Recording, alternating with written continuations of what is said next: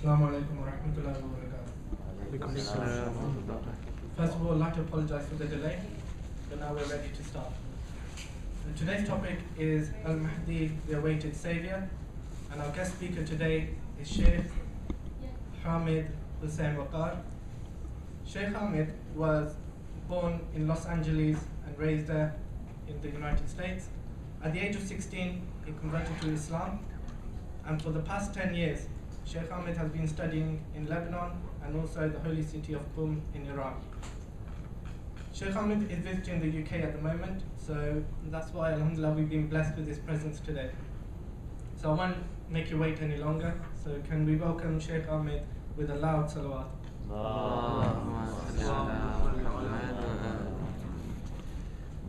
أعوذ بالله من الشيطان الرجيم بسم الله الرحمن الرحيم الحمد لله رب العالمين والصلاة والسلام على سيدنا ونبينا أبو القاسم محمد وعلى أهل بيته الطيبين الطاهرين المعصومين. First, I want to apologize to you that I'm late. I left on time, but I don't know, I'm not familiar with the train system, so I think I took the wrong train and had to, rush my way here. So actually, we just got off the train right now, and we ran all the way here, so I'm a little sweaty even. But one thing you could do to wake me up a little bit is give some loud salawats, inshallah. Allahumma salli ala Muhammad wa ali Muhammad. Now, I was asked to speak about Imam Zaman, alayhi salam, and with that topic, there's so much that can be discussed. So first, I wanted to talk more about our roles, our duties towards Imam Zaman, than about him himself.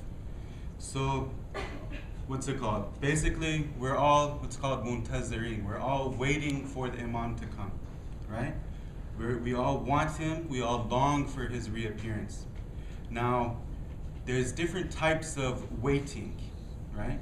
I'm gonna have to also, I apologize. I'm gonna have to run through this speech also because I have to leave. I have another speech, in another city soon. But I'm gonna, So, anyways, I prepared a longer speech, but I'm gonna have to cut it short. Now, there's three ways to wait for the Imam. Okay? One group of people says waiting means doing nothing. Waiting means just sitting, praying for his reappearance, but not being active at all. This group of people says we should not get into politics. We should not stand up for the oppressed. All we should do is sit down and wait. And once the Imam comes, then everything will be solved. But until then, we do absolutely nothing.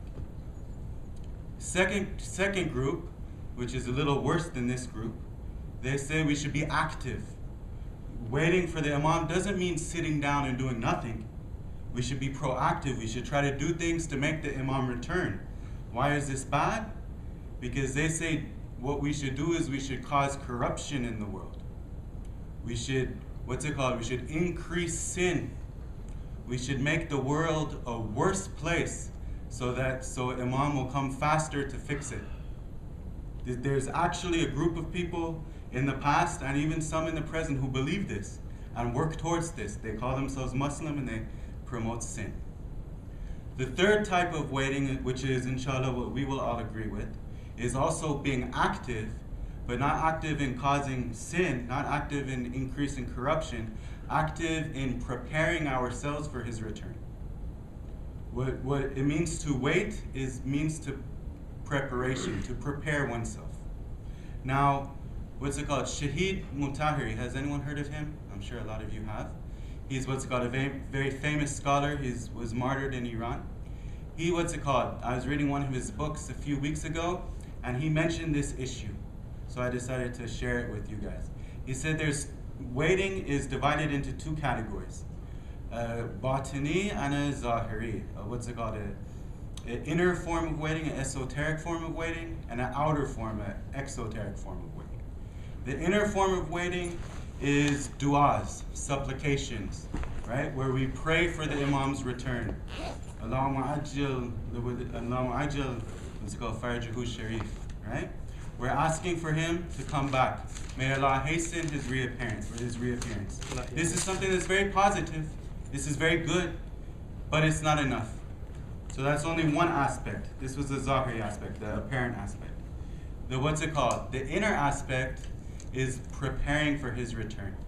And what he said, he gave an example for this. He said, say you invite one of your, important friends over to your house, right? You say, next week come over for dinner. The day before and on that day, what are you going to be doing? You're going to be preparing for your friend to come over. You're going to clean your house, you're going to take a shower, you're going to get the necessary food, you might even start cooking from the day before, right? It's an important event for you. So you prepare. Now imagine, let's take that a step further. Imagine it's, one of the alims, one of the scholars of your city. You invite him over, your preparation will intensify. When he's 1 hour before he comes, you'll start to become nervous. You'll be anxious, you'll be awaiting his coming. Take that a step further. Imagine you invite a marja to your house, Sayyid Sistani, or even the Wali al-Faqih, Shaykh Hamid. You invite him to your house. Imagine how much preparation you would do. Imagine how much you would long for him to come. In Iran, when Sayyid Hamid visits people's houses, he doesn't even tell them that he's coming, because he knows, all of the preparation that they would take. So what happens is, the government will come and say, one of the governors of the city is going to come visit the families of the shuhada, and then they'll knock on the person's house, he's going to be coming to your house. They visit families of the shuhada once a week in Iran. So So they knock, it's going to be the governor, it's going to be a mayor, it's going to be someone important, but they never say it's going to be the Rahbar, Sayyid Hamid. So when he comes, the people, they cry, they go crazy. But imagine you invited him, or someone you hold in high esteem like him. Imagine the preparation that you would do. When he's about to come, a half hour before he comes, imagine how you would feel. Now take that even a step further. Imagine it's the Imam. You invited Imam Zaman to your house and he's coming. Imagine if you knew in 20 minutes Imam Zaman's going to be at my house. What would you be feeling? You'd go through so much preparation, right? This is the type of preparation that we need to have. This type of longing, that we have to prepare ourselves. Now, of course, I'm not talking about we have to clean our house for him to come, but we have to prepare ourselves spiritually. We have to prepare ourselves, religiously, to seriously long for his reappearance. Salawat ala Muhammad wa ali Muhammad. Allahumma salli ala Muhammad wa ali Muhammad. Let's give a louder salawat. Allahumma salli ala Muhammad wa ali Muhammad. Now, one way that we could prepare for his reappearance, and the most important way, is to work on ourselves, self-purification. And the foundation of that is something called taqwa, or piety. Piety is something that's very important. It's something you hear about all the time. Piety is something you hear about in Islamic lectures all the time. When you read the Quran, when you read Islamic books, this word taqwa is mentioned over and over again, because it's one of the most important concepts that we have in Islam. Now, what does taqwa mean? What is piety? This is the definition of it, the explanation of it is not mentioned too much. Islamic scholars mean when they use this term piety or taqwa is a state, a condition that one is in where he performs all of his obligations, all of his religious duties, and stays away from everything that's haram, all of the prohibitions. Now, when one has this state, they're called muttaqi, they're called a pious person. Now, also, the intention is what's counted. So if you make the intention to perform all of your wajibat and stay away from all the muharramat, then you become pious. And your piety is kept as long as you remain firm to this intention, as long as you perform all of your obligations, and as long as you stay away from the muharramats. Then, of course, we're not masum, so we'll make a mistake here and there. We do repentance, we make the intention again, and then we're pious all over again. But the longer we keep it, the stronger it becomes, and the stronger it, protects us from sin. Now in Qum, there's many teachers of akhlaq. There's many teachers of, Islamic ethics, Islamic spirituality. And on one side note about teachers of akhlaq, we have to be very careful of who we get our information from. The teacher should have two qualities, and whoever is teaching practical akhlaq, you should always look to make sure they have these two qualities. One is they should be mujtahid, because they're deriving these methods of Islamic spirituality from the, Quran and Hadith and the sources of Islam. Two, they should be credited. People of the houses should have approved them. They should be well known, so that you don't, there's no fear of being misled. Now, one of these teachers is by the name of Ayatollah Khoshbakht. He's in Iran. He has weekly sessions, one in Tehran and one in Qum. He was a student of Allama Tabatabai. He's a mujtahid, and he's very respected in the Hawza. Everyone, respects him and approves of him being an akhlaq teacher. Now, I've went to one of his sessions, very interesting sessions. They start off, they do 1,000 salawat. So everyone sits down, Allahumma salli ala Muhammad wa ala Muhammad 1,000 times, right? Takes about 20, 30 minutes. Then, Ayatollah Khoshbakht gives a very short lecture, 5 minutes, 7 minutes, very short. And what he does is he does a tafsir of Surah Shams, right? Surah Shams. Yeah, he does a tafsir of one of the surahs, where it says, وَالشَّمْسِ وَضُحَاهَا وَالْقَمَرِ إِذَا تَلَاهَا. And he says in this surah, Allah swears 11 times He swears by 11 things in the Quran, and he doesn't do that in any other surah of the Quran. There's no other surah of the Quran where Allah swears by 11 different things over and over again, right after each other. So what's this mean? It means it's something very important. Allah is trying to tell us something that's extremely important here. And then what's it say after he swears 11 times? قَدْ أَفْلَحَ مَنْ زَكَاهَا. Verily, the people who self-purify are the successful. They'll be victorious. So this is something that's very important. Then he goes, what does tazkiyah mean? Zakaha, it comes from the root tazkiyah. Tazkiyah means self-purification. He says in this verse, in this surah, it means taqwa. Right? Taqwa means fearing Allah. Fearing Allah means fearing Allah's punishment. The only reason you would fear Allah's punishment is if you're foregoing an obligation or committing a sin. So here tazkiyah is taqwa. Taqwa is that same thing, performing all the obligations, staying away from all of the sins. Right? So this is something we should do. This is the preparation that we should be attaining. Salawat ala Muhammad wa ali Muhammad. Allahumma salli ala Muhammad wa ali Muhammad. Now, the teachers of akhlaq also say when we're talking about piety, they say it's not something that's very easy. It's not something that's extremely hard either. Don't get put off on it. It's attainable. But they said you have to be serious. It's not that, I want to be pious, I want to be a muttaqi, and then you don't strive, you don't put forth energy, right? There's a lot of effort that has to go in it. There's a story that one person once told me, and I'm going to relate it here, and then you can see what I mean by being serious about it.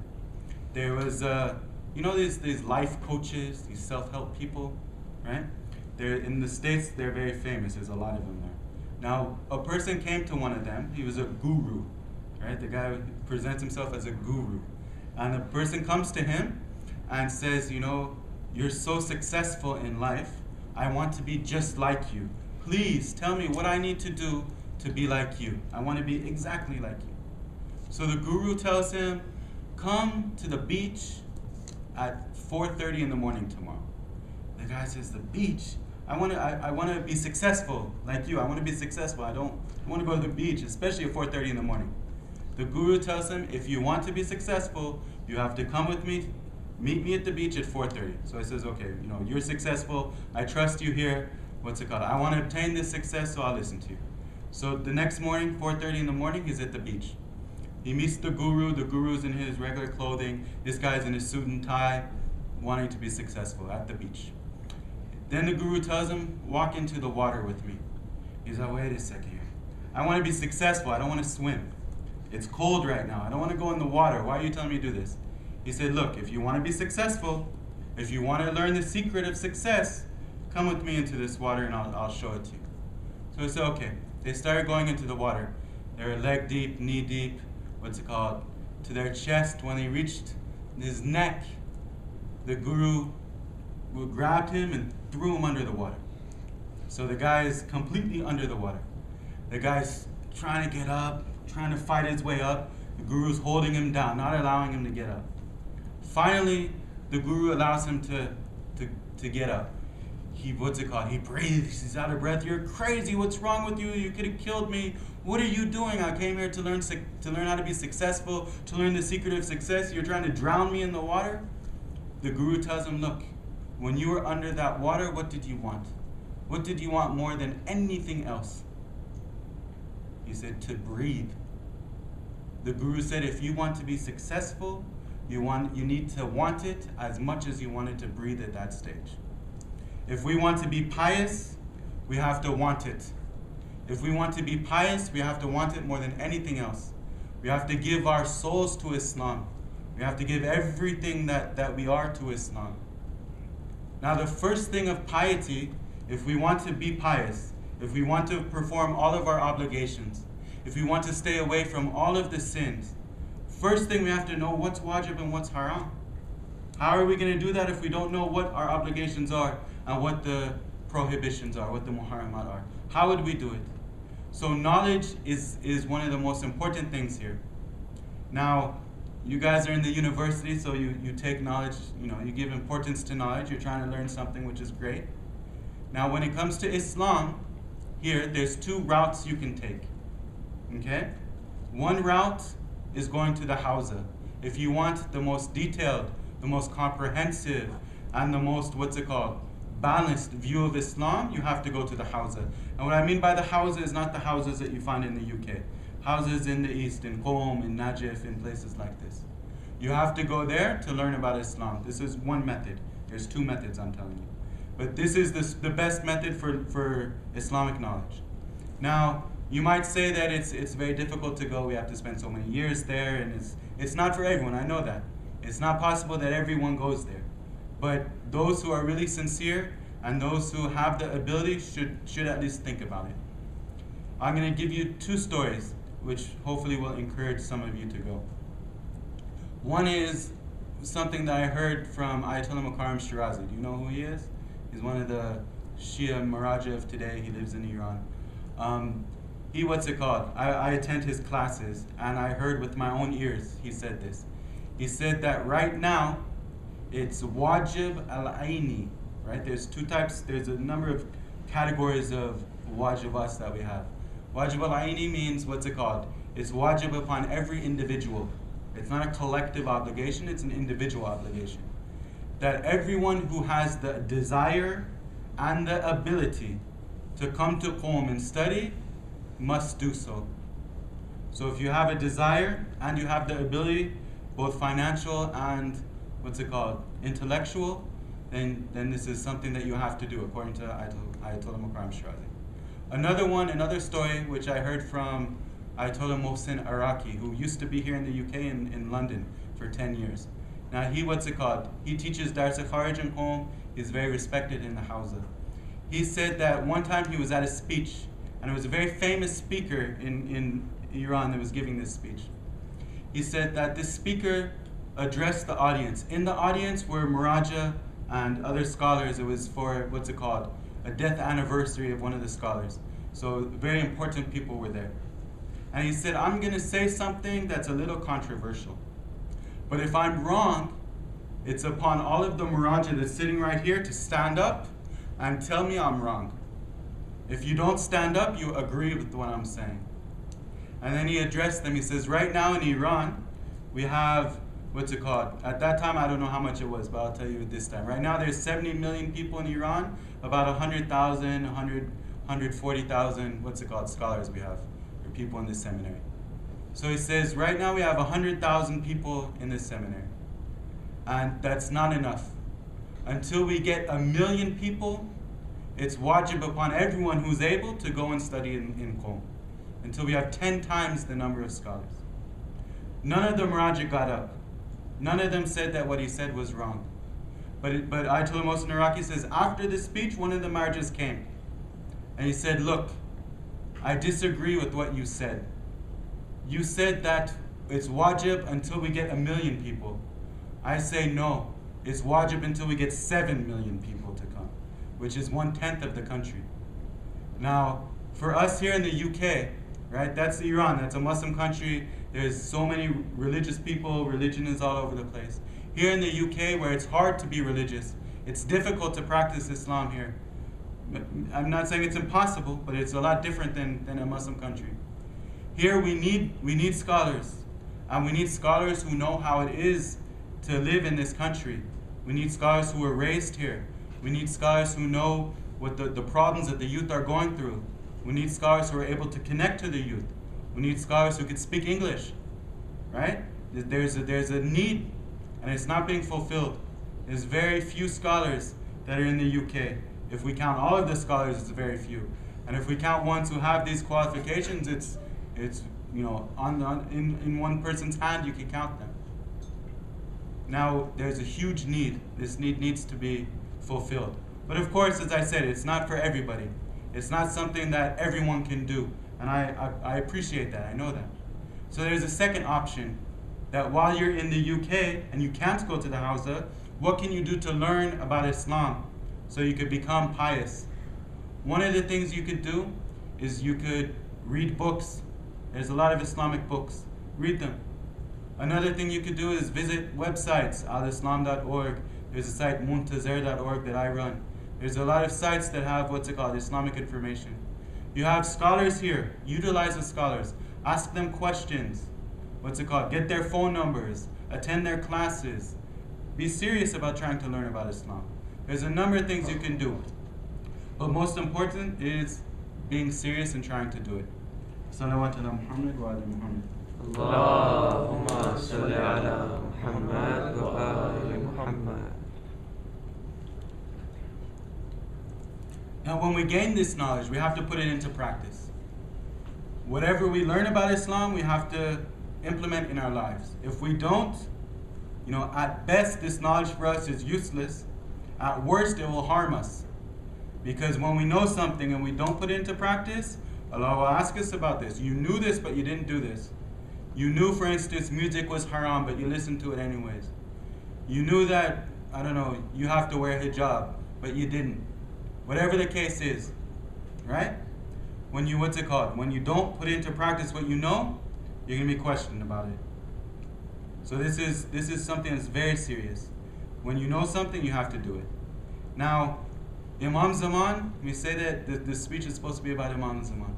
Imam Zaman, we know that he's awaiting what? 313 people. Once 313 people who have these qualities come, Imam Zaman will return. This is our belief. Or just 313. That's not too many. We have millions of Shias throughout the world. But only 313 have to be pious to the degree that needs to be for him to come back. You might say there's no way definitely we have these 313.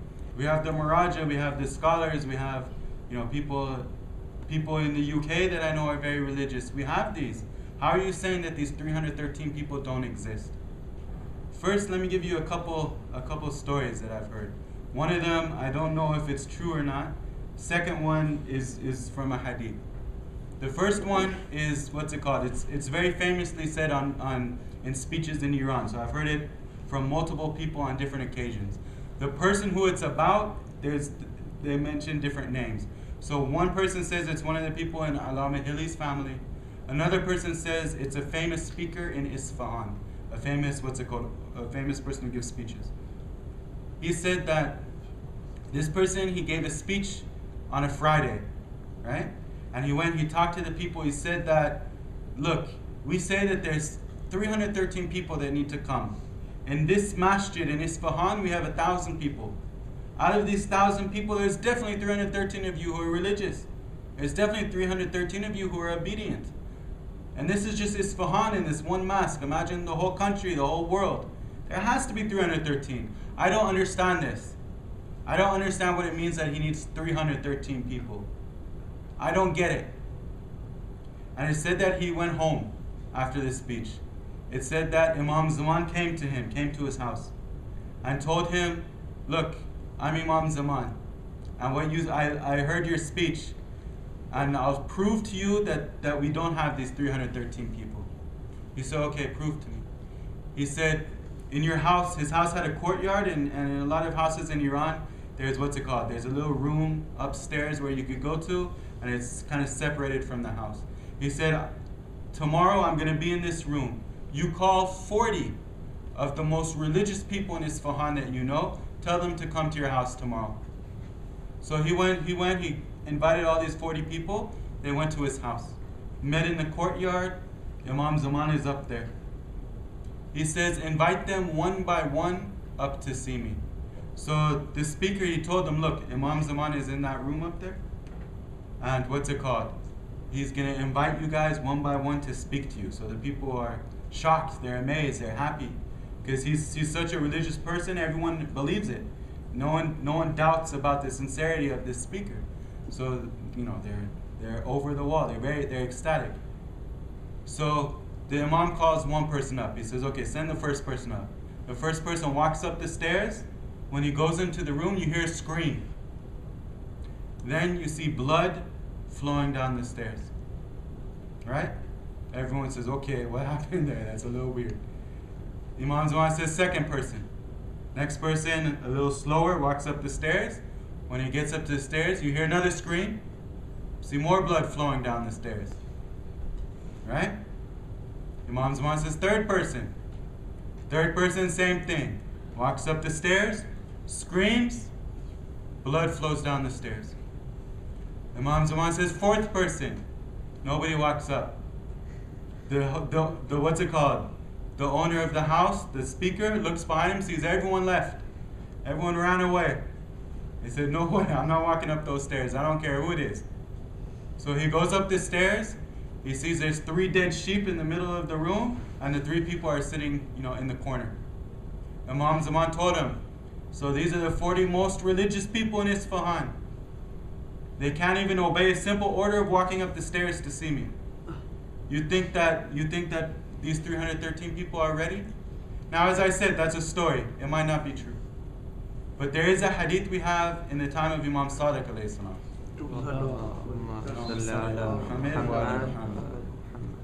There was a person from Khorasan, which everyone knows where that is.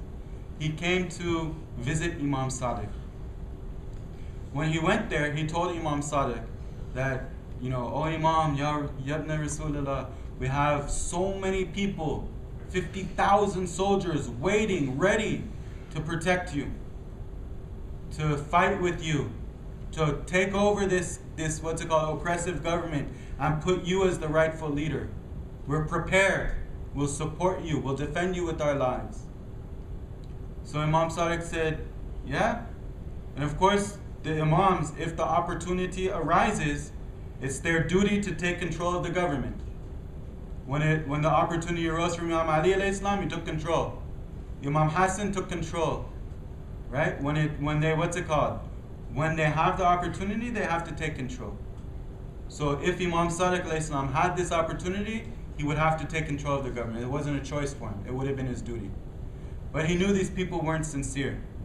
So he told him, okay, if you, of course I'm paraphrasing the hadith. He said, if you're sincere, if you say that there's these 50 people, if you say you're my followers, if you say you'll do whatever I say, then I'm going to tell you, as the leader, go jump into this oven. Now in the old days, they had big ovens where they would put like fire inside of them. There were enough where a person could come and sit into them. So he says, open the door, go and sit in this oven.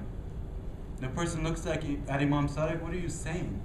You want me to go sit in the oven? I'm telling you, I have 50,000 people ready to fight, fight your enemies, ready to support you. What are you talking about? Go sit in the oven. Imam Sadiq said, if you're my follower, you're going to go and sit in the oven. Show me that you're my follower, go and sit in the oven. And of course, this guy, he couldn't do it. He couldn't open the door and go sit in the oven where the fire is on. Right? So Imam Sadiq said, okay, if you're not going to go in, you're not one of my followers. He said, who would go sit in an oven? What are you talking about? One of Imam Sadiq's close companions walks in the room. The Imam tells him, go sit in the oven. This person takes his shoes off, opens the door of the oven, sits inside, closes the door behind him.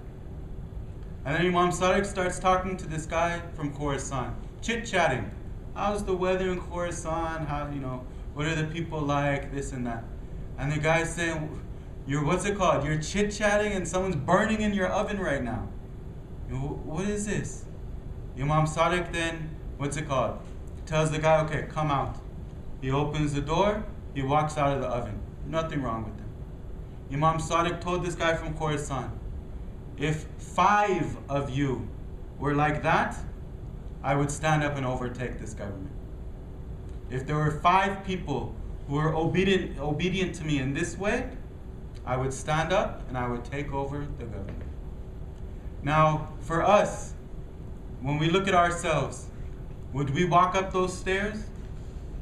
Would we jump in that oven? If Imam Zaman was here, looking at us, telling us to do something that we don't understand, telling us to do something like that, would we do it without questioning him? Are we obedient as we should be? Now I'm going to close this speech by by reading one hadith that's narrated from Imam Zaman alayhi salam. It says this: if our Shia, if our followers, if the people who are devoted to us, may Allah grant them success of obedience. So here the Imam is praying that we become obedient. Obedience is the most important thing. It says, if our Shia gather sincerely to be true to their pledge. So first, sincerity. We have to be sincere towards Allah, towards our Imams. If we gather sincerely, to be true to our pledge is following Islam, our pledge is performing our religious duties, then what would happen? Our meeting with them would not be delayed. If our Shia were sincere and practiced Islam as they should, our meeting would not be delayed. I would come back. He continues, they will be quickly blessed with the ability to see me under true knowledge and truthfulness. So once they do this, once the Shia are truthful, once they perform their duties, they perform their obligations, they stay away from the muharramats, Imam will come. We'll see him. We'll be able to talk to him. Our dreams will come true. He continues, therefore, nothing imprisons us from them. Imam saying that he's imprisoned. Imam is waiting for us as well. We're waiting for him. He's waiting for us. Nothing imprisons us from them except the news which comes to us about them. So Allah tells Imam Zaman about our actions, about the actions of the Shia. Right? Imam Zaman is aware of what we do. If during the week, it's said that once a week, Allah gives him news about all of the Shia. And it says if we commit sins, Allah tells the Imam. What happens? He says, this is news which is disliked by me. The Imam cries over our actions. When the Imam, gets news that we did so-and-so sin, when we were alone, we do this. When we're alone, we think about this. We watch this. We do whatever sins we do. He knows about it. Allah knows about it and tells the Imam. The Imam cries over us. He says, nothing imprisons us from them except the news which comes to us about them. News which is disliked by us. News which we did not expect to hear about them. We thought they were true Shia, but look what they do. Allah is the helper, and we rely upon Him. Salawat ala Muhammad wa ali Muhammad. Allahumma salli ala Muhammad wa ali Muhammad. Now, we wanted to have a question and answer session, so we have a few minutes, I guess. So if there's anyone, we have like 10 minutes. If there's any questions, you could feel free to ask, and then we'll close after that. Are there any questions? Yes. In your talk, you mentioned about jumping in the oven, and that person had sincerity. sorry, in your talk you talked about the person having piety, that faith in the Imam, that he walked into the heaven. But in this day and age, we hear a lot of stories of people claiming to know the Imam, or that they are the Imam, for example. So how would we know that that person is actually true? And like, it's, I don't know if you understand what I'm trying to say. Like, if someone told me that I'm the Imam and jumped into the oven, I wouldn't straight away. I don't know. It just doesn't seem sane for me to just do that without actually confirming. And how would you confirm? Or if you, I don't know. It's all your question. No, it's good. Thank you. What's it called? First of all, there's signs for when the Imam returns, what to expect, right? There's different signs. We have two types of signs. Signs that will definitely happen, and signs which may happen. It's possible they happen, it's possible they don't. One of the signs that's definite, that will definitely happen, is that there will be a call, there will be a sound, there will be something informing everybody on earth that the Imam is going to come, like tomorrow or on Friday, right? And this is now, how this call is, I don't know.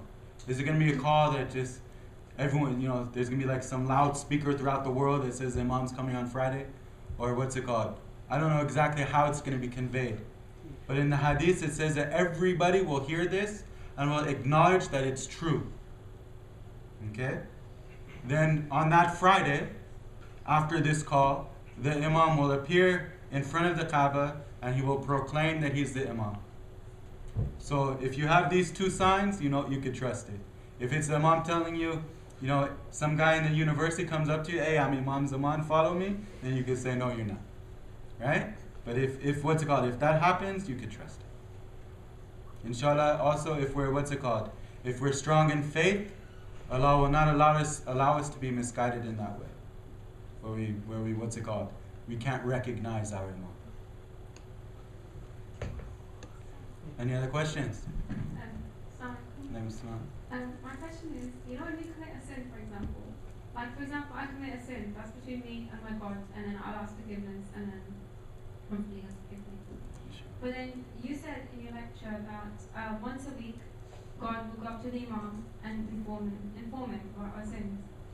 That's a bit.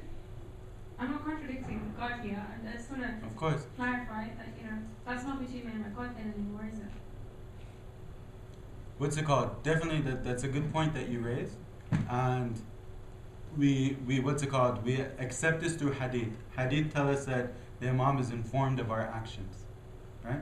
So rationally, I would go with you. I would accept what you said, and I would say yes, these sins, at least the ones that are performed in private, are not the Imam's business, right? They're just between me and Allah, and inshallah I'll repent. The ones I do openly, yes, of course the Imam could know about, because other people know about it. But what happens is, the Imam is our leader, right? He's the one who's our leader both spiritually and politically. And a leader has to be informed about the people who he has to lead. If he's not informed about them, if he doesn't have knowledge about them, if he doesn't know what their shortcomings are and what their strengths are, he won't be able to lead them properly. So that could be one explanation, where the Imam has to have a detailed knowledge of everyone in his community, everyone that he's going to rule over, in order to be able to rule over them effectively. That's what comes to my mind. But again, it's from hadith. Yes? Excuse me? Who is Imam Zaman? Yes. We believe that Imam Zaman, we have 12 Imams, and Imam Zaman is the son of Imam Hassan Askari alayhi salam, who was the 11th Imam. Imam is the 12th Imam. Which inshallah, Is that what you mean? I don't know. Okay. Yes.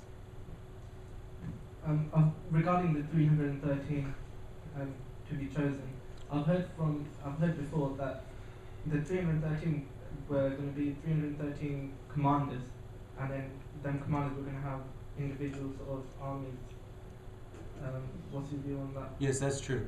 The 313 followers, there'll be people who, once the Imam, proclaims that he's returned, they're going to be immediately transported somehow to Mecca, and they'll be there at that moment to protect the Imam.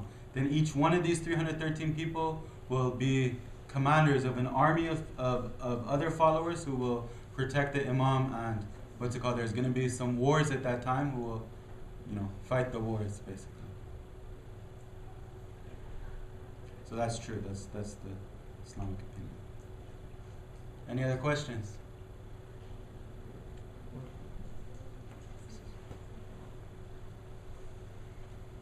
I heard that a man will come onto the Kaaba and will say that he's the Imam, but he won't be the Imam. Is that true?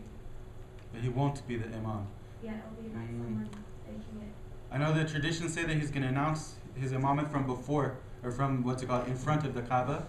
There are some sayings that say he's going to recite the azan from on top of the Kaaba, but I don't know the authenticity of that. I can't recollect right now in my memory about there are many false imams. There are many people who claim that they're the imam, but are not. And I don't know if anyone will do that from on top of the Kaaba or not. I can't recollect that, so sorry. Any other questions? Yeah, you said the 12th Imam, is he just an Imam for us, or is he someone for the whole of humanity? Because you said he's going to establish there'll be wars, so is he just for the Muslims fighting everyone, or is he actually someone for the whole of humanity? Yes, the Imam is an Imam for all of humanity, not only for the Shia. Probably the majority of his followers will not be people who proclaim to be Shia as well, because a lot of people will convert into Shia Islam through him and through his followers after he's arrived. There's also Jesus is going to come. It's also in our hadith, and Jesus will come and tell the Christians that he's not God, that he's a prophet, and to follow Imam Zaman. They'll pray behind Imam Zaman, we have in traditions.